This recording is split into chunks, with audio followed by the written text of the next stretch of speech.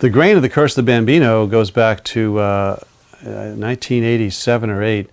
There was a woman who went to Yale. Her name is Meg Blackstone, and her father was a house painter in Dorchester, Arthur Whitfield Davidson, she would tell me. Meg's my age, and she and her husband vacationed in Maine, so they were seeing the globe when they would drive up from New York City. She was an editor at E.P. Dutton, and grew up listening to her grandfather bitching about the Red Sox, and he would say the curse of the Bambino. That's why they never win. Well, the '86 World Series happened, and I know that George Bessie wrote a column kind of using that theme, the bad luck of the Red Sox.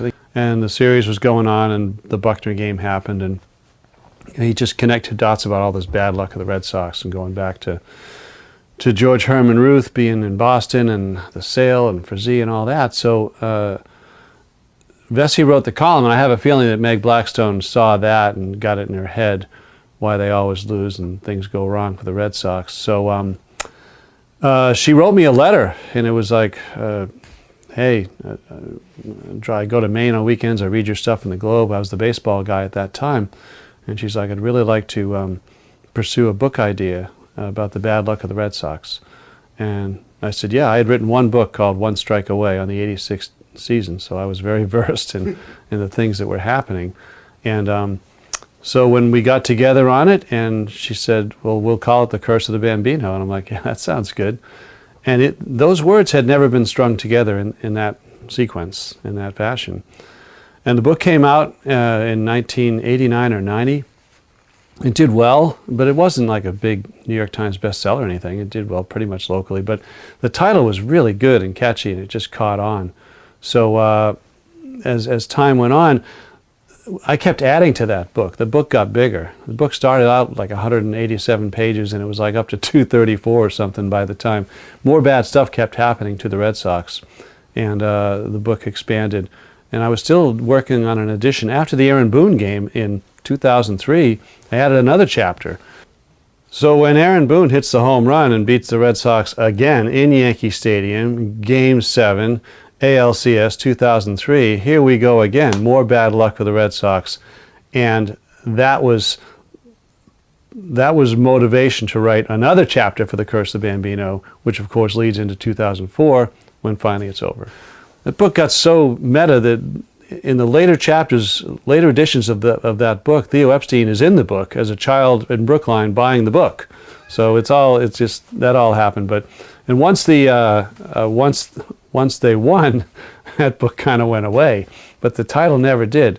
When the Red Sox bought the team, the Henry Group bought the team in 2001-2, they did a mission statement in the press guide for their first year. And one of the mission statement goals was to throw off the Curse of the Bambino and win a World Series for Boston after what became 86 years. So The Curse of the Bambino just became a really good title and a really good theme, and for headline writers and documentaries and video, newscasts, headlines. Here we go again, The Curse of the Bambino strikes again.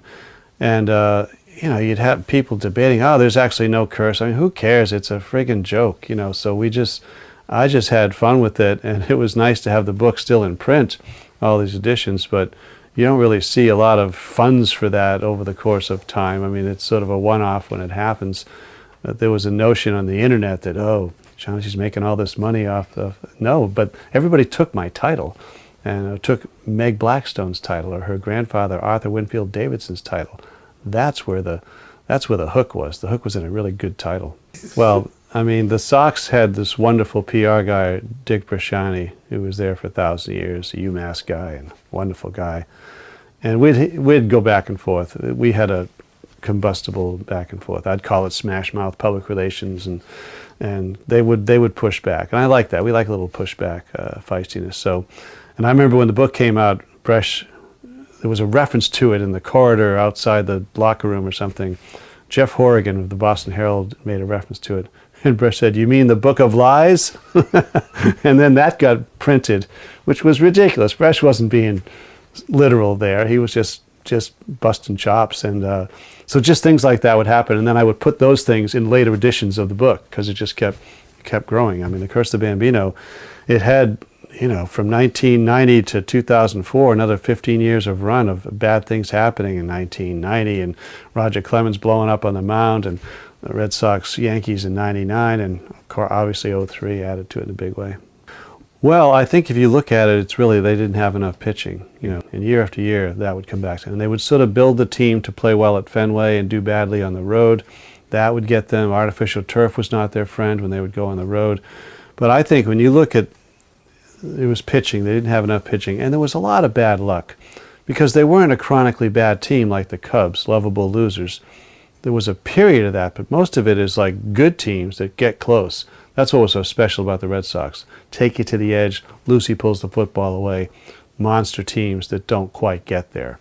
That was the lure of why the Red Sox were so special. Not to mention the fact you had so many literary people living around here who could put words to this and kind of bring in all the nuance and the metaphors and just the hilarity of it. It was good times for all the bad times we had. I grew up in Groton, Massachusetts, so in 1953 born, playing Little League in the 60s.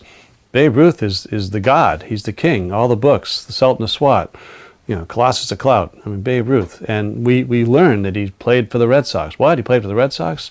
Then he went to the Yanks, who kill us every year. So I played Babe Ruth baseball when I was a teenager. Babe Ruth was the man. We saw William Bendix in the stupid movie, all that stuff. So he was a god of baseball, the greatest baseball player who ever lived. Great pitcher, great hitter. Hit 60 homers in a season. Roger Maris finally beat him out in 1961, but it was asterisk and all that stuff. So, yeah, Babe Ruth just was part of life. Growing up, loving baseball in Central Massachusetts, you cared and loved Babe Ruth.